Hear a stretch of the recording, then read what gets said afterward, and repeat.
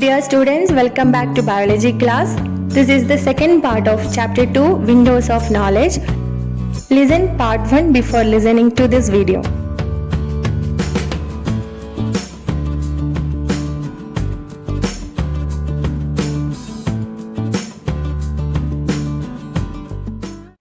In our previous class, we studied about eye, right?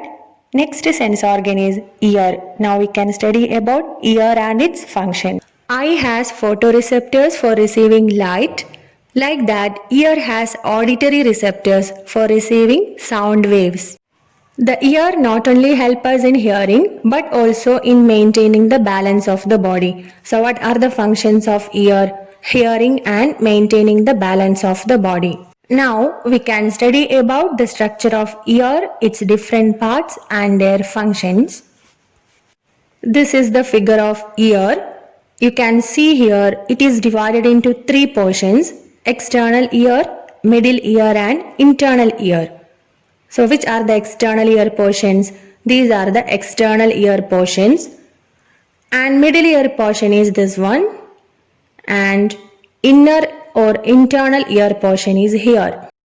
Let us study about external ear portions. Pinna, auditory canal and tympanum are the external ear parts.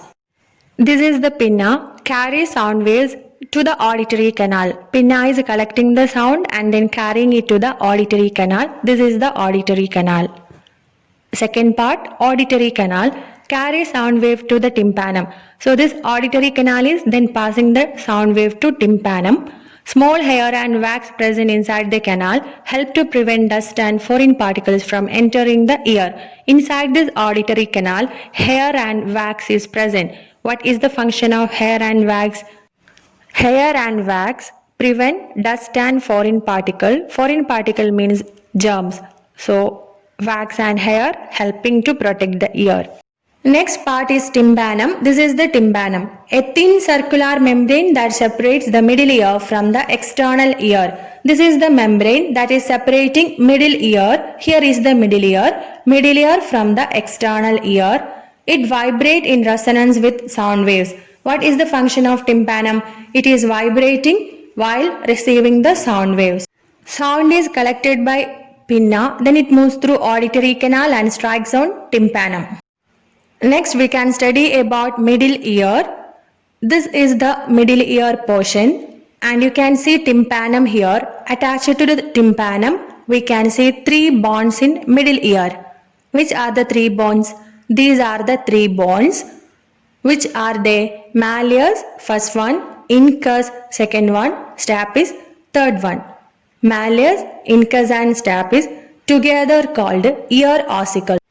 Ear ossicles amplify and transmit the vibration of the tympanum to the internal ear. Ear ossicles are helping to transmit or transport the sound waves from the tympanum to the internal ear. Next middle ear portion is eustachian tube. This is the eustachian tube. Connect the middle ear and the pharynx. This tube is connecting the middle ear and the pharynx. You remember where is our pharynx? Protect the tympanum by balancing the pressure on either side of the tympanum. Eustachian tube helps in balancing the pressure on either side of the tympanum. Next portion is internal ear. This is the structure of internal ear. Let us see which are the parts. You can see here semicircular canal. This part is called semicircular canal. And here a shell-like portion.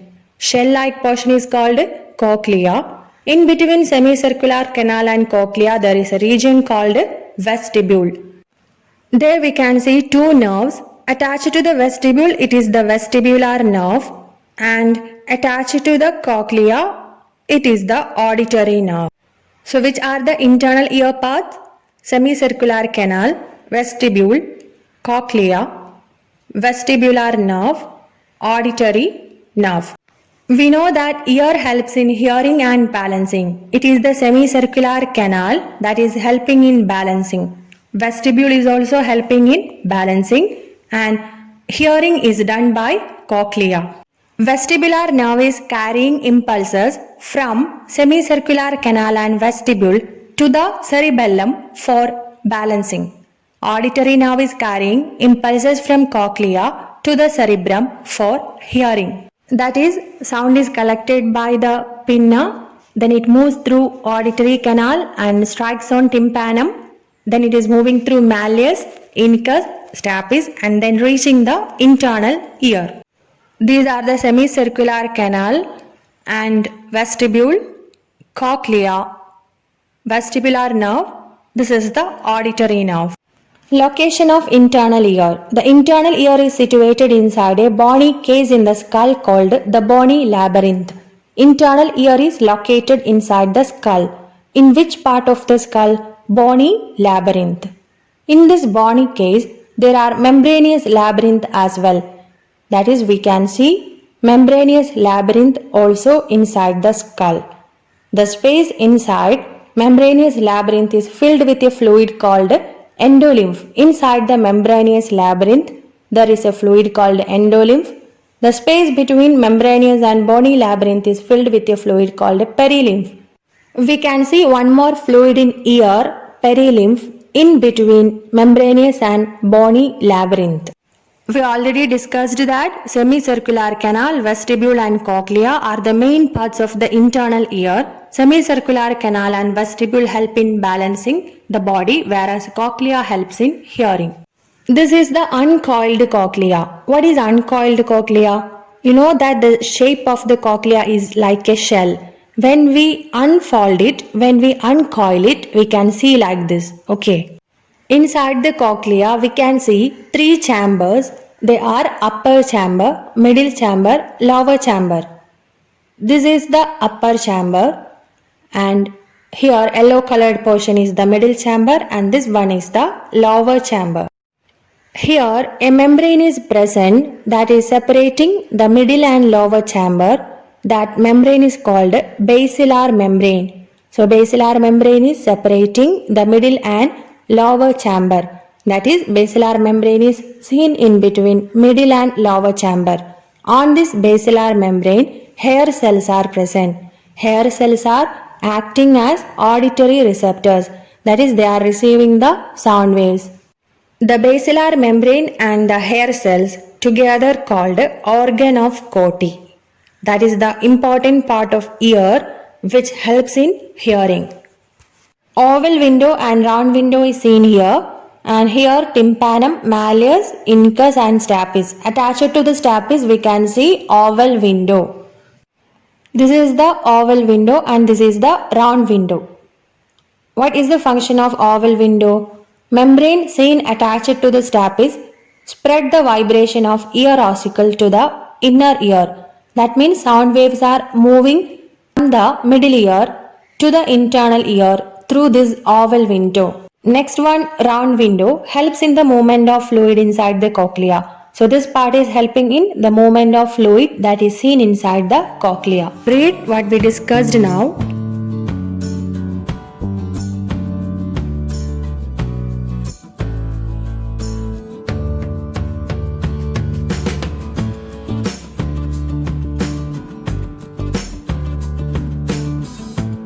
That is, sound waves are collected by the pinna, then it moves through auditory canal and then strikes on tympanum. From there it is carried by ear ossicle through the oval window to the cochlea. From there hair cells are activated. That results in the formation of impulse carried by auditory nerve to the cerebrum. So we are able to hear. Now read this paragraph.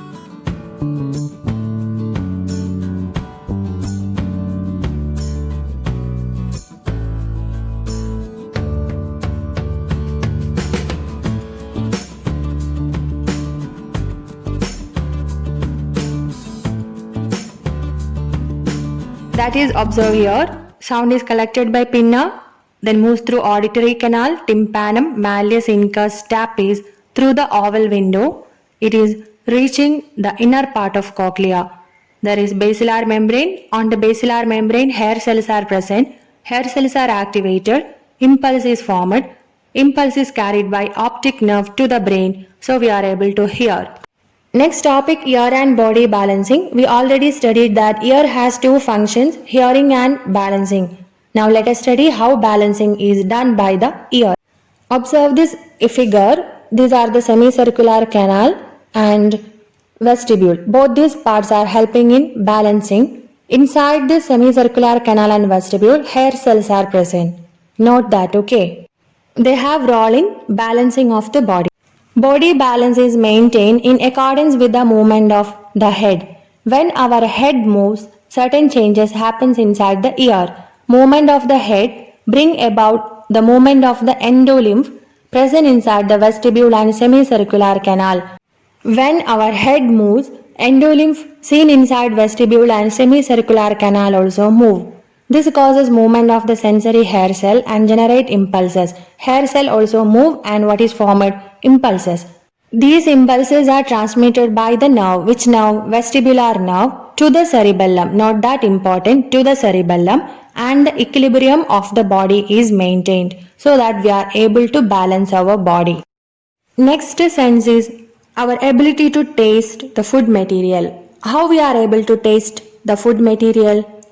Let us see what all changes happens inside our tongue. This is the figure of our tongue. On our tongue we can see many structures. They are called papilla. You can see here these structures are called papilla, and on tongue we can see what? Taste bud. This is the taste bud. Taste bud helps to recognize different tastes.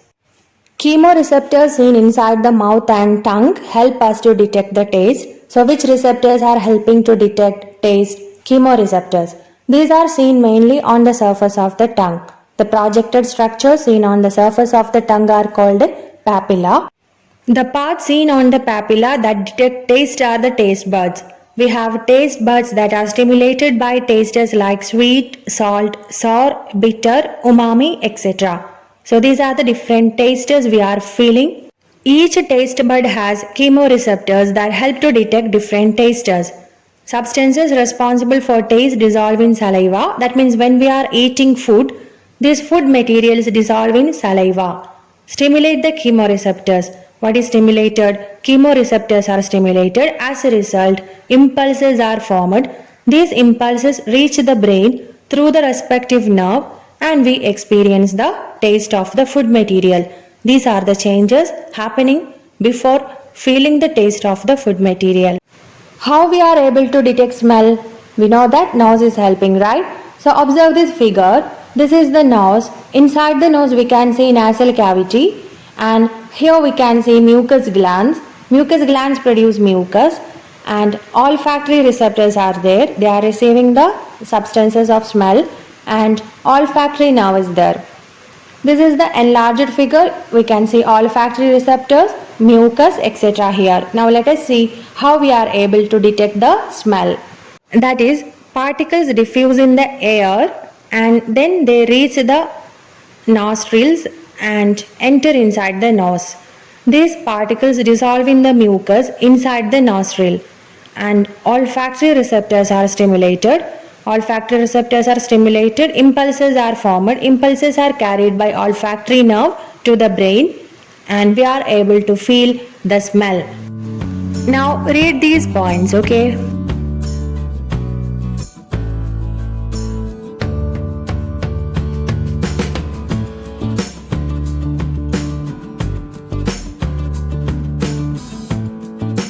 Next sense organ is our skin, one of the important part of our body, isn't it? So skin has many receptors.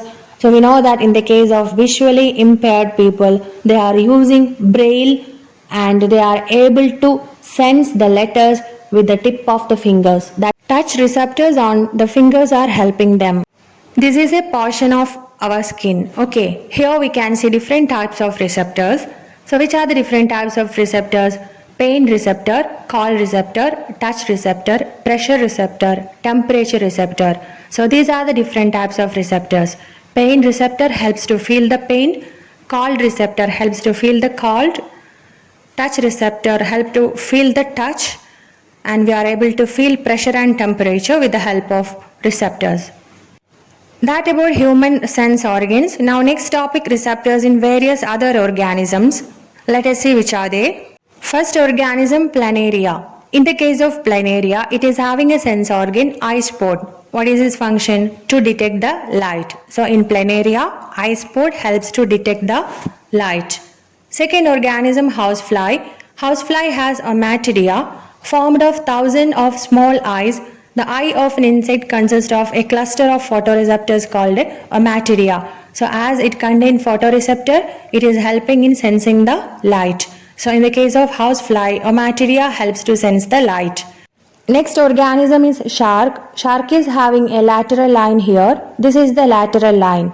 There are receptors in the lateral line on either side of the body which help to detect change in the balance of the body. So what is the function of lateral line? They help to detect the change in balance of the body. And they have highly sensitive olfactory receptors which helps them to smell. And next organism is snake. Snake has Jacobson's organ.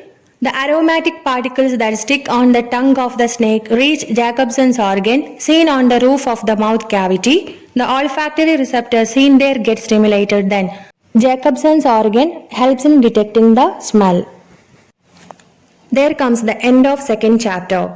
So what we discussed in second chapter about different sense organs, right? Eye, ear, nose, tongue, skin.